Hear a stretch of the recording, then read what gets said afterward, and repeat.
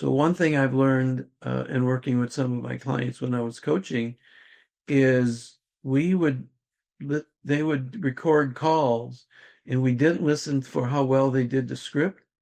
We were listening for, did you miss an appointment? Like that pause was Right, the pause where it shouldn't be, an answer that doesn't seem logical. Um, you will know after a while if you've done enough calls. And I know when I was coaching for another coaching company, um, we were recording millions of calls and learning from all those millions of calls that we did every year. So what you look, you everything becomes internalized and personalized. So same with your hearing. Your hearing will start hearing, oh, that's a lead. I need to ask more questions. I should important for me to have keep the conversation going. And a lot of go ahead. I know when you were a coach uh, with me, and it was very interesting because I asked all the coaches. Now, 357 coaches are on this call, right? One-on-one coaches. And I said, how do you prepare for a coaching call? And as CEO, I really desired to know what they were going to say. And they said, oh, I review the numbers, I look at the file, I go through the business, and they had all these different things. And then you came on and absolutely stopped the entire call with what you said.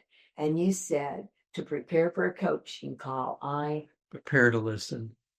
I just wonder when we start our phone calls, our lead generation, whether you're door knocking or you're even speaking to somebody, do you start your day preparing to listen?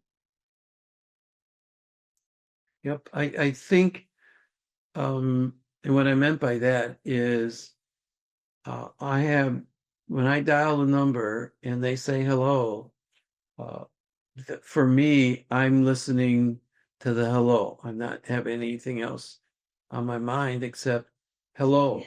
And my coaching agenda could change on hello.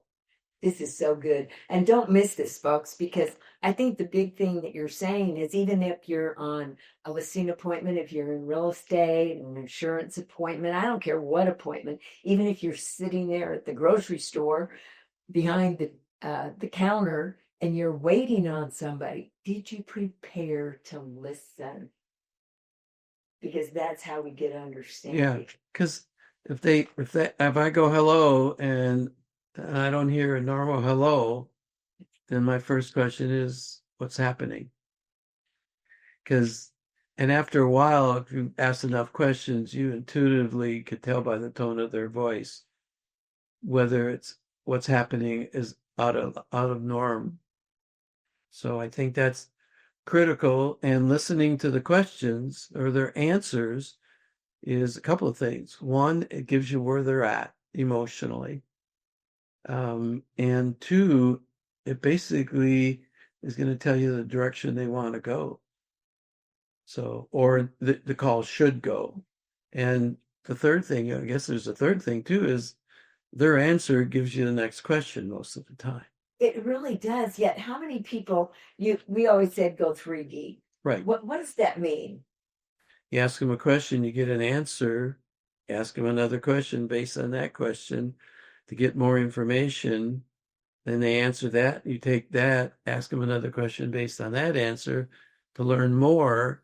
And eventually, it's amazing when you have conversations with people. I used to have buyers come to town to be relocated, and you're in a car with them. You met them 10 minutes ago, and they're telling you their life history. You go, Too much information. yeah. Or you're going, holy cow, where did that all that come from? I'm just looking for what kind of house you want.